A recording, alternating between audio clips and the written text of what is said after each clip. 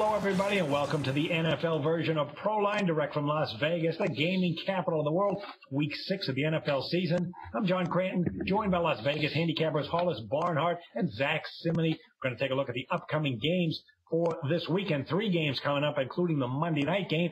First, let's tell you what we have going on. Harvard, you're on a 40-24 run with all plays going back to August 1st. Had a rough weekend with that game of the year on Saturday, a situational game of the year with North Carolina, but you did bounce back Sunday with that NFL upset game of the month. The Houston Texans, really never in doubt. That was a close game. What do you have coming up for this weekend? Well, I'd like to first say I apologize for losing my situational game of the year. I'm known for winning all these big games, and, my 2 colleagues to the right of me, I really believe that, if we hit a winner, man, we're here to tell you, and if we hit a loser, we don't mind telling you that also. This week, though, found a huge play I absolutely love. I'm going to be loading up on that the next day. College game of the year. And then have my SEC game of the month on Saturday. And then there's going to be a late game. It's going to be a bailout game of the year. It goes late at night. It's for anybody that is either down and needs a winner, or anybody that's really having a good day and really wants to double up on that college Saturday before the tough NFL. So there's 3 games, 3 winners, and it's a 3-0 guarantee. Now what that means is I'll email you Sunday and Monday games absolutely free if you're not 3-0 on these 3 plays. So 3 games, 3 winners, or 4 games to replace them. So you could go 2-1, and you're still going to get the games for Sunday and Monday. All right, Harvard, you're also 4-2, 66% winners with best bets on the show. Same record as Zach. And Zach, 61% in college football, 17-11, 12-5-1 in the NFL, 71%. How can folks get aboard with you for this week? Yeah, well, college football was 3-3 last week. Thought it was going to be a rough week. Actually went first 2 games lost on Thursday and Friday, but I went 3-1 Saturday. NFL went 3-1. Best bet winner with the Houston Texans from the show, and 2 other winners. Could have went 4-0 if the Bears would have held on to that lead. We're going to see if we might have a game of the month in the NFL. I'm still looking at it, line movement here, but JimVice.com. Get on board with me. The numbers show. Should be on board with me. 12-5-1, 71% in the NFL, and 61%, as John just said, in college. Make sure you go to JimVice.com for their plays. Plus, Jim, he hit his underdog game of the month on Saturday. That was Nebraska. He also had his NFL situational game of the month on San Diego Chargers, 31-0. You can figure the situation out there. The Jets traveling 3,000 miles. Well, this Thursday, he has his non-conference game of the year going in college football. September, he hit his non-conference game of the month. That was Utah when they crushed Fresno 59-27. Make sure you check that out. Plus, he has another NFL divisional dominator this Thursday in the NFL game. Last Thursday, he had the same thing. That was the Green Bay Packers 42-10. You can get those plays and more at JimVice.com. All right, guys, let's get to our first game. We got a Sunday NFL game as the Cowboys are playing at the defending champion, the Seattle Seahawks. Seahawks opened 8 with a total of 47.5. Seattle comes off that Monday night game at Washington, 3,000-mile trip, a 27-17 late win. And then Dallas, they're on the road after a 2-game homestand. They've been perfect on the road, 2-0 straight up and against the spread. Cowboys are in the stretch, middle of the stretch now, where they play 5 of 6 home games. Well, this is the only game not at home. Meanwhile, Seattle has been just so dominant at home for so long, both straight up and against the spread. This Dallas team, though, has been very impressive. 16th in the NFL in passing, number 2 in rushing, with DeMarco Murray, 160 yards per game. That has taken the heat off of Tony Romo, and he's been very good, 9 touchdowns and 5 interceptions. They had the win over Houston on Sunday. So Harvard, here they are, a very good team of Dallas, 4-1, but odds makers are saying Dallas is in for a whipping. Are they for real? Well, at 4-1, America's team, you got to love that. But I'm not sure that Dallas has really played what I would call good for a 4-1 team. Going back against San Francisco in Game 1, that wasn't any good. Game 2, they played okay there. It was a solid win. They had the miracle on the Mississippi at St. Louis in Game 3.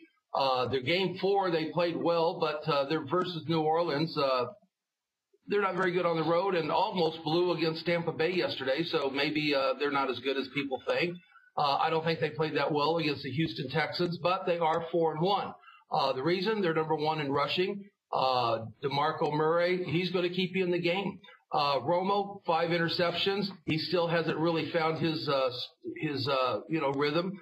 The defense is allowing 5 yards per carry, and that should bode well for the Seattle. Now, let's look at it from a point of just handicapping the number. Forget who's on the road and who's at home, because it's so easy just to sit there and say, well, Dallas is playing on the road or Seattle's got the big home field. Let's go to a neutral field.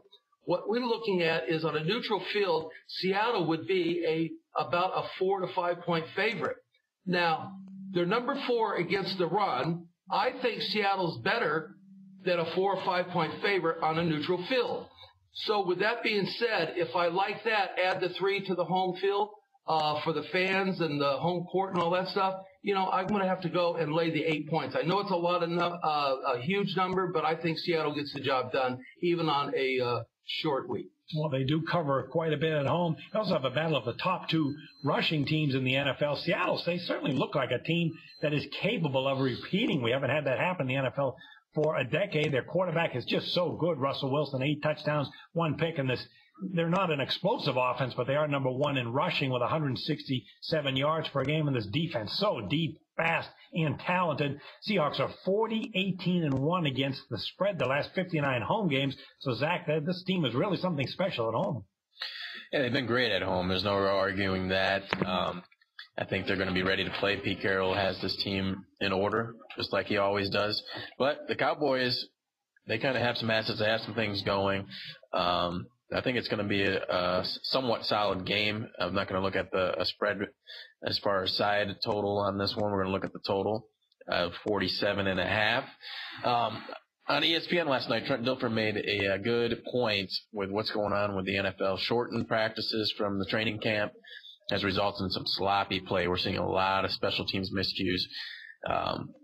One of my plays last week was pretty much one on a special teams miscue with Phil Brown picking up the ball on running into the punter. He just picked up the ball and ran 80 yards for a touchdown. It was unbelievable. But there's been miscues with fumbles, interceptions, poor play, poor decisions all around, something I haven't seen in a long time. But the key stat Trent pointed out, in the first 4 weeks of the season, average turnover per team was 2 point something, or per game was 2 point something. In week 5, average turnovers per game was up to 3.8. And that was with only 2 bye-week teams. So there's going to be more bye-week teams this week. I think we're going to see an even more of an increase of turnovers, especially with 2 teams like the Cowboys and Seahawks. Cowboys probably leading the league with turnovers. I don't have the stats in front of me. But DeMarco Murray had another fumble last week inside the red zone. I know there was another miscue inside the red zone that helped the Houston Texans. I don't know if it was an interception or whatnot, but Cowboys keep turning the ball over. Sooner or later, it's going to bite them, and House is probably going to be right on this 8-point spread. But I'm going to look on the under, as Seattle is winning with a style that I don't see that's going to keep happening the whole season as far as covering, but they'll probably get it this week. But Russell Wilson scrambling with the football. 11 carries for 122 yards, that's pretty much unheard of, and it was just easy runs. These escape throws, sooner or later they're going to come back to haunt him, whether it's getting hit hard or whatnot, but they've got to figure out something else. They started doing this type of style last year towards the end of the season with Russell Wilson just scrambling and running, and that just keeps the clock going. But like I said, turnovers, high total. Let's go ahead and take the under here. Okay, I think this total is too high as well. You got 2 run-first teams, 1 and 2 in the NFL. DeMarco Murray, 5 straight 100-plus yards games rushing. I don't think that's going to happen this week. Seattle, they're not explosive on offense. 30th in passing the football, tops in rushing. They're 6-1 under the total at home. When they face a team with a winning record, 7-1 under the total. Then you look at the last 6 meetings between these teams, 5-1 under, as well as 4-1 under the total here in Seattle. I think it's a defensive game with plenty of field goals.